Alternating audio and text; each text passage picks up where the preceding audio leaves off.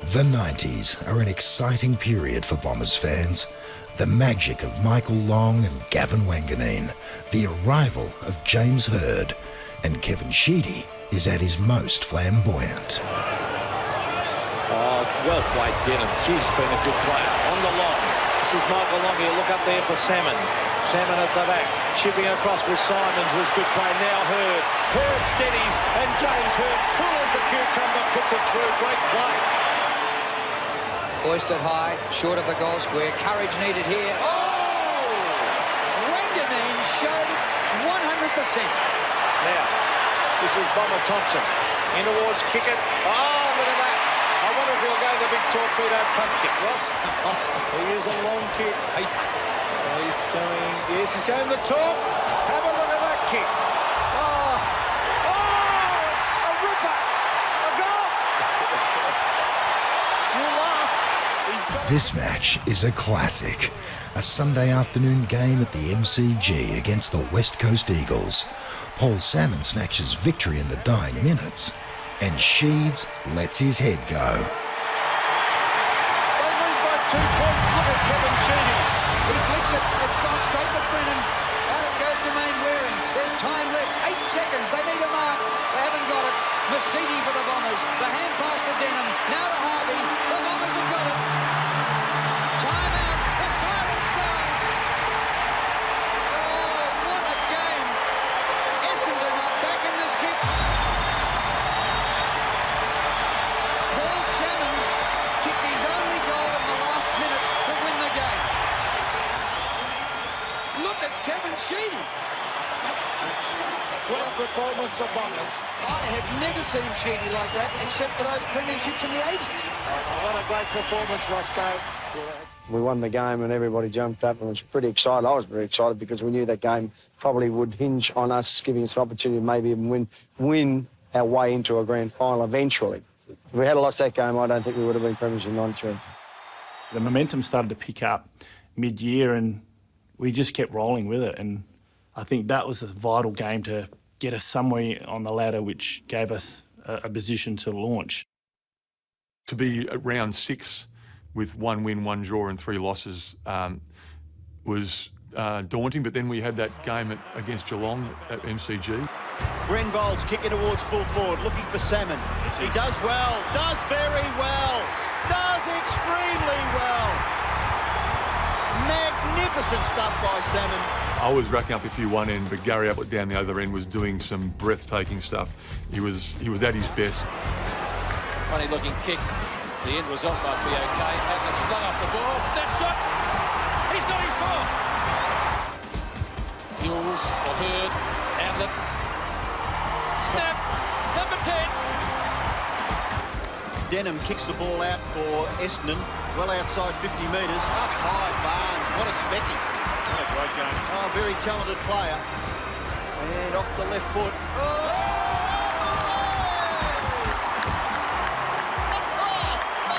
This shot will put Geelong in front if he kicks accurately. And 13 goals to Ablett. Geelong lead. I tore my hamstring. I like to say off the bone, but it probably wasn't that serious. And I'm hobbling around and go to 3/4 time with 9 goals on the board. You know, I get to the huddle. Dr. Bruce Reid looks me over and tests my hamstring. There's no power resistance. I've got nothing in it.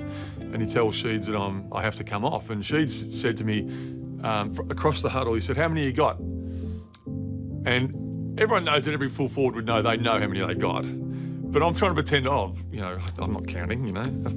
But he looks at me, he gives me that look in his eyes, which says, "Just give it up." And I said, 9-ish, 9? And he goes, "Right, 9. And he said, "You want 10? He says, "You got 5 minutes." So I hobbled back out to the goal square and I got this really soft free kick in the first minute of the last quarter. He's way through and we'll get a free kick. I kicked the 10th and I hobbled off. It's about the most sensible comment of the lot, I think.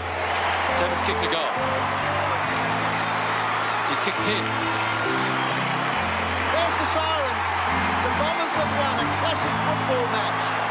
And there's Kevin Sheedy, a very happy man. But Essendon have won by 4 goals, 23-18 to 19-18.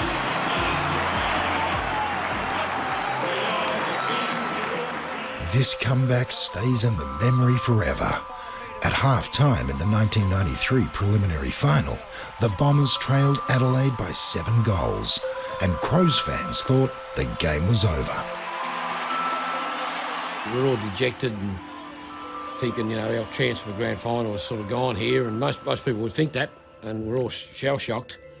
And I happened to mention to a couple of other trainers, I said, just once we go inside, just stay out of the way, because Sheeds will probably get a little bit nasty in here, and you just don't know what to expect. And we were all in there, and Sheeds walked in, and he was totally opposite of what you expected. He was upbeat.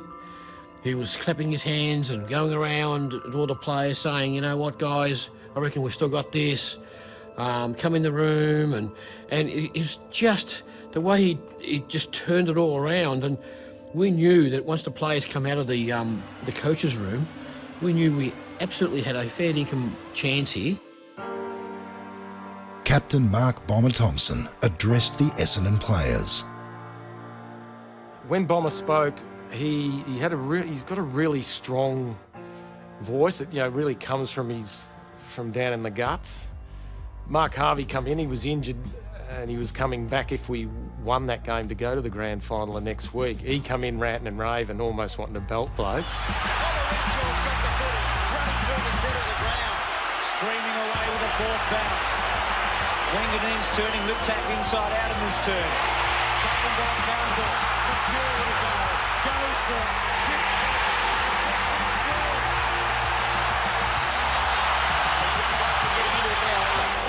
Well, it's Buick. Pretty good kick for goal. Oh, he's got it! He's kicked far. Handball gave it away in a hurry. McDermott against the flow court. Puts the handball away. Maynard gives it to long stages. Watson important. O'Donnell should go. Goes and puts it through. The Bombers are in front. For the first time since the 12-minute mark of the first quarter. Away goes on a Renshaw. To Wanganeen. In short, Watson. Shorter again, Mercury. No, Watson gets around. Forced to kick with the left and slews off the side of his boot. Centre half back for Adelaide.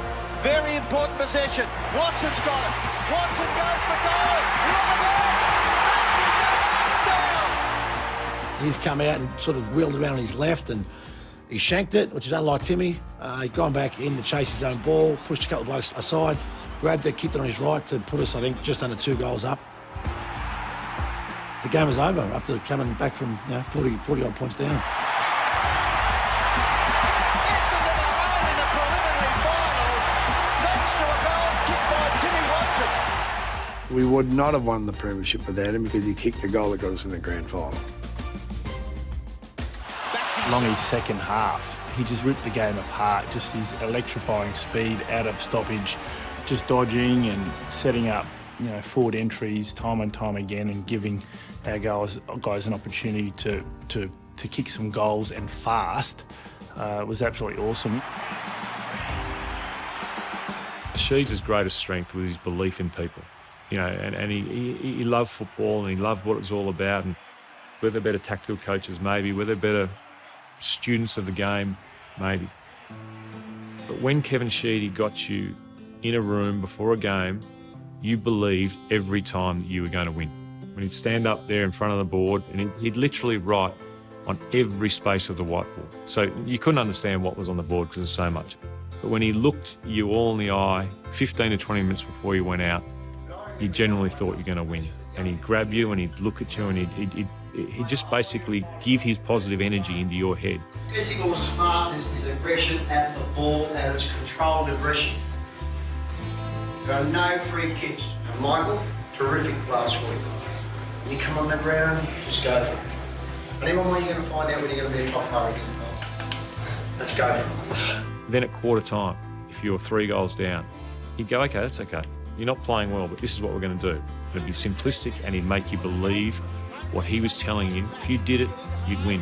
Every now and then break it up with a good, strong bloody punch. And that to me was his greatest strength. Inside the 50, on 2 occasions. Let's get into it. Williams may make him pay. Oh, what a man by Wanganeen! Forced to kick with that left foot. Not bad. Looks for Hickman. Wanganeen!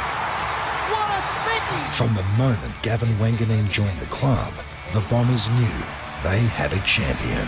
That is sensational. To win the Brownlow medal in the year of the Indigenous people was really special. Michael Long winning the Norm Smith medal. So, you know, it certainly was a year of the Indigenous people in terms of footy that year. But, yeah, it was something I'm extremely proud of, and being the first Indigenous player to win the Brownlow medal ever was something I'm extremely proud of. Well, the Bombers are coming out now to a mixture of roars and boos.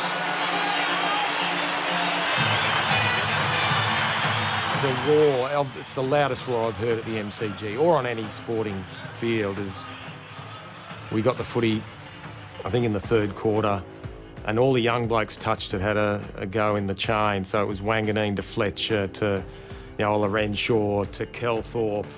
I think Sean Denham might have been involved. He came in board to Mercury and he kicked the goal, but there was just the slow build-up of the crowd expecting what was going to happen.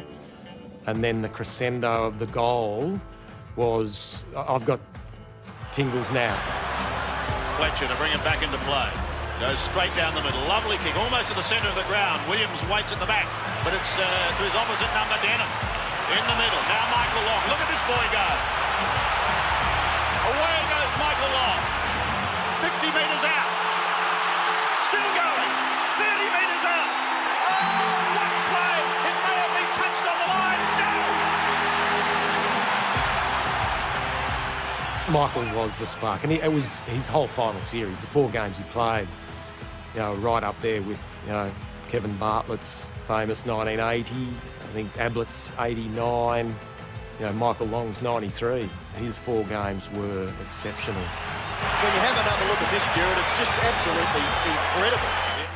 You know, Hurd had played a few games, and you know, we didn't know anything about Fletcher at the time, and there was a few that around the mark like Kelthorpe and Ola Renshaw and these sorts of boys. We kind of knew Mercury was a really silky kind of player. Essendon youth that have dominated and filled the pages. Grenville gives it to Danaher. Look at Long. Sheer excitement. Off to Mercury. Long again. Is this man the best man on the ground? I ask you. To half forward, Wanganeen. He had a shot at goal minutes ago. There's Long down behind play. He's just resting.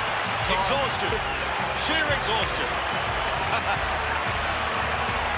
There's less than 30 seconds to go. This is fitting, isn't it? This is very fitting, Robbo, the Brownlow medalist. He won the Michael Tuck medal for being the champion player in the 9th series at the start of the year. And now he wants to cap it off with a goal. And he has. He has. That may be it.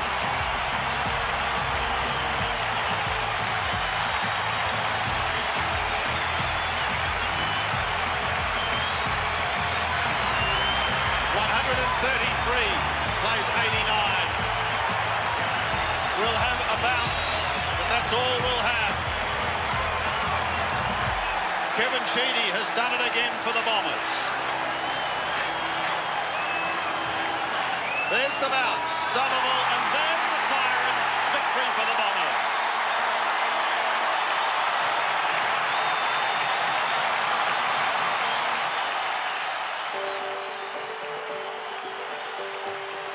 It was the culmination and the crowning glory of my life, simply. A lot of people say, yeah, other than my kids, you know, being born and all that, it's equal to my kids being born, simply. And when I do think about it, it's just can't be taken away, and I'll take it to the grave. Fantastic. Kevin Sheedy. No coat to wave around his head today. He doesn't need it. He stands tall as he greets his charges.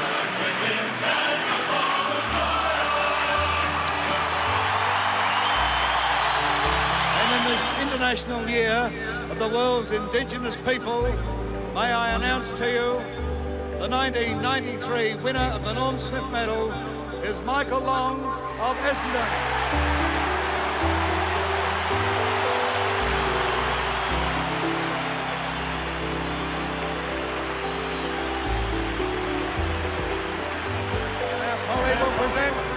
Premiership Cup. Foster's AFL Premiership 1993.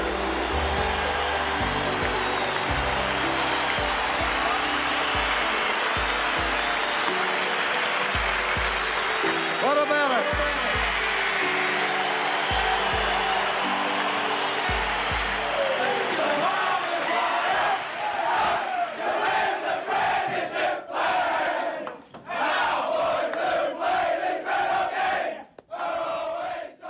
Ahead of the 93 grand final, Neil Danaher had devised a plan to combat the ruck dominance of Carlton's Justin Madden. Neil Danaher had worked us out. We had dominated with Justin Madden and the 5 or 6 of the best inside midfield players the competition's ever seen. I made a horrific blue. I put a report together and faxed it to our club 3 days before the grand final from where I worked. And then the same fax went to a supplier by error. The supplier was the Carlton sponsor. He sent it on to Parker. But Parker never read it. It was in his inside. He never read it till after the grand final. After he got beaten, who arrived on the doorstep at the Carlton Football Club on the Monday was this bloke who had the. That's how I ended up with the analysis of Neil Danaher's centre bounce stuff. I ended up with a copy of it because he brought it in the day after we lost the grand final. One of Essendon's greatest strengths has always been its loyal servants. And there's a real fierce loyalty amongst Essendon people. You know, not just the players, but people like Bruce Reid and Hoops and Killer and these sort of guys that have been around the club for a long, long time. They're all quality people. Whether it be Charlie Italia, whether it be Colin Hooper, whether it be John Kilby or Bruce Reid, who their role was not to motivate you, but you could certainly go and get a stern word from them or a pep talk from them if you needed it. I remember in 1905, sitting on a plane, coming back from a game against West Coast. Charlie Italia, who was trainer at Essendon, he said, Hurdy, I used to think you're a good bloke, but you got arrogant and you got too big-headed and you need to pull your head in.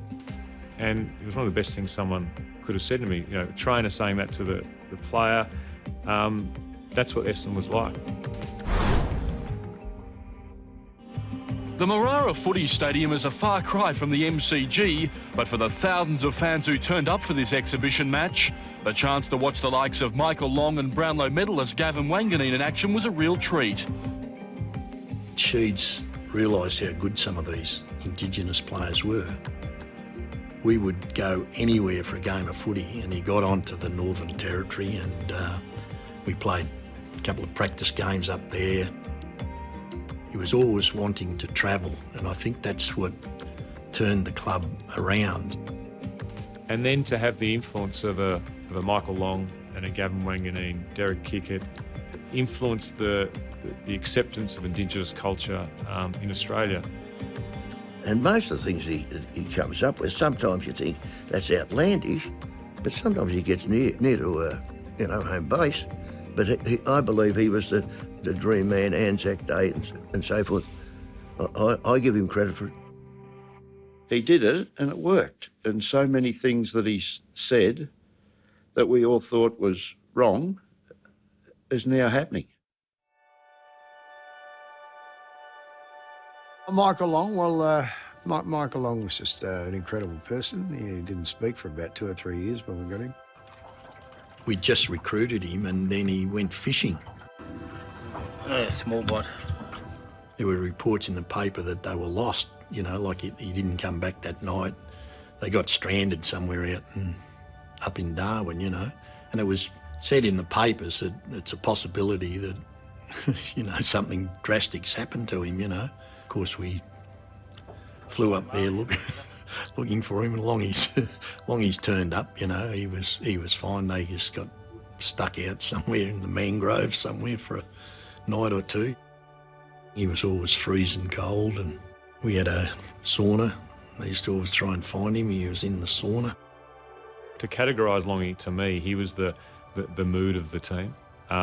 He was just a cheeky individual off the field and a cheeky individual on the field, and that's not to undermine his football talent, because with Gavin Wanganeen, I've never seen two people control a football with their hand and feet. Taken by Wanganeen, gets it a hand pass, diving on its Moncourse, and the ball is locked in here on. I remember how rattled he was after the Damien Moncourse incident that triggered everything for him. The point where he said, I've got to do something. And got to the stage where, you know, someone like a Michael Long had to stand up and say, look, this is not right, and we won't tolerate this no more. It's not only for myself, but for the kids, for all races of people, know that they can't sort of use that language anywhere, not only in sport, but actually off the ground and on the ground. To be honest, that was Michael's belief that it had a gut full of, you know, racism. He gave both the Essendon Football Club and the AFL generally a conscience. I think Michael has provided something that can never be replaced by anybody else. He's a very special person. What he's done with Indigenous development football has just been outstanding, and gosh, there's a lot of other leaders in this country could take a leaf out of his hat. There will be no Indigenous future, you know, if we don't do something about it now, and we're not asking a lot. We just want some TLC and to be loved by the Prime Minister. He just said, well, if you don't want to listen, I'll walk up the highway until you tell me to stop, sort of. And it made people listen.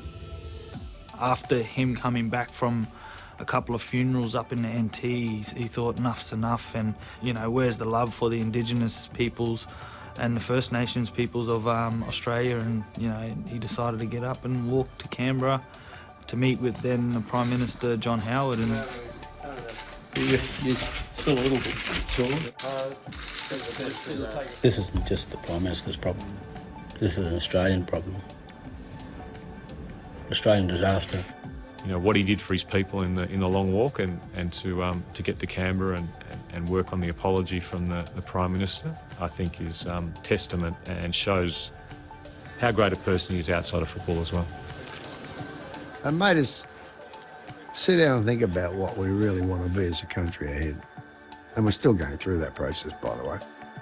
He was being interviewed on radio one day, and they asked him, where's your spiritual home? Is it Alice Springs or Darwin? And he said, well, I've got two spiritual homes. And they said, and what are they? He said, well, it's actually Alice Springs and Windy Hill.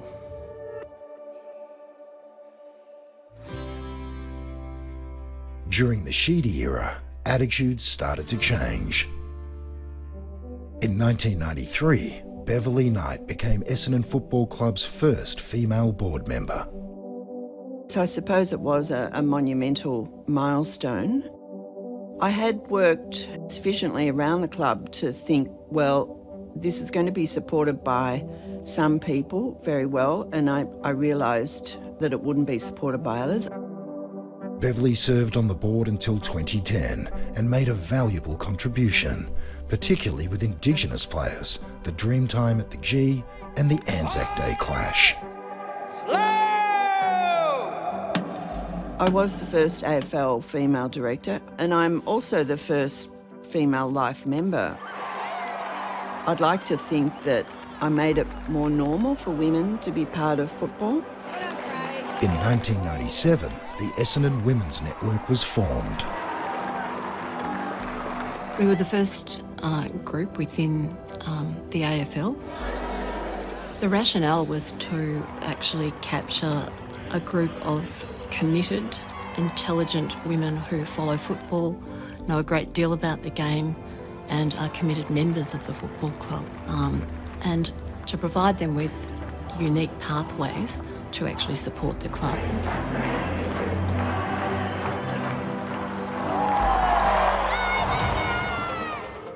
The Q's trying to get into the ground were enormous, snaking around most of the Great Southern Stand. Next on the Bombers, the biggest attendance ever for a home and away football match.